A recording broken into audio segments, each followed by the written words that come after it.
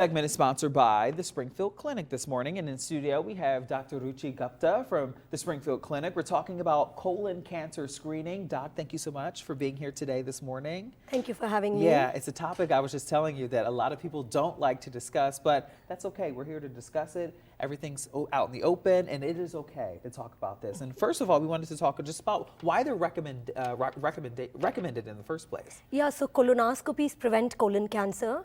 Colon cancer is the second leading cause of cancer-related deaths. It's a very common cancer, but the good thing is it's a preventable cancer. Yeah. So during a colonoscopy, we go in and we look for little growths called polyps, because polyps over time turn into colon cancer. So while we are in there, we look for them and we remove them. Hence, it decreases the risk of you having colon cancer. And your lifestyle, does that kind of determine colon cancer? Like, how does it work? Are more people certain people prone to colon cancer than others? Yes. So certain people are considered high risk. Okay. So if you have any family history of colon cancer, any personal history of colon cancer, family history of having colon polyps, all this increases your risk.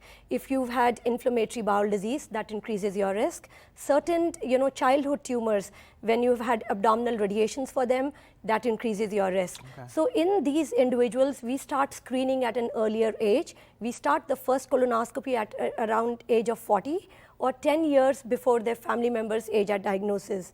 Okay. Otherwise, in average risk individuals, we start at an age of 50. Oh, wow. Okay. Interesting. What are some symptoms if I'm concerned about having colon cancer? What would you say is a symptom of that? Yeah. So usually colon cancer can present with rectal bleeding, okay, any change in bowel habits, new onset of constipation, abdominal pain, unexplained weight loss, low blood count like anemia. So these can be red flags. Okay, gotcha. I also kind of want to talk about the risk factors of colon cancer. What are some of the risks out there and how maybe you can prevent it in the future? Yes.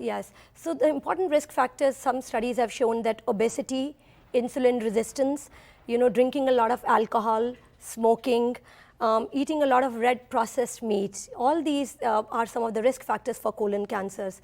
Sometimes if you have other cancers like breast cancer in women, endometrial cancer, these also increase your risk of having colon cancer. Gotcha. And in the opposite way, things which help, prevent colon cancer, eating a lot of fresh fruits and vegetables. Studies have shown that taking aspirin on a daily basis, NSAIDs, certain multivitamins like folic acid, vitamin B6, all these prevent colon cancer. Good to know. Thank you so much, Doc, for being here. And they can also schedule an appointment with you if you are having concerns or you just want to get screened, right? Yes, get screened, get checked. We are always available. Call the Springfield Clinic. Okay. Thank you so much, Dr. Thank Gupta, you for being here today. And of course, for more interviews with Dr. Gupta and others, you can head over to our website, foxillinois.com. All right.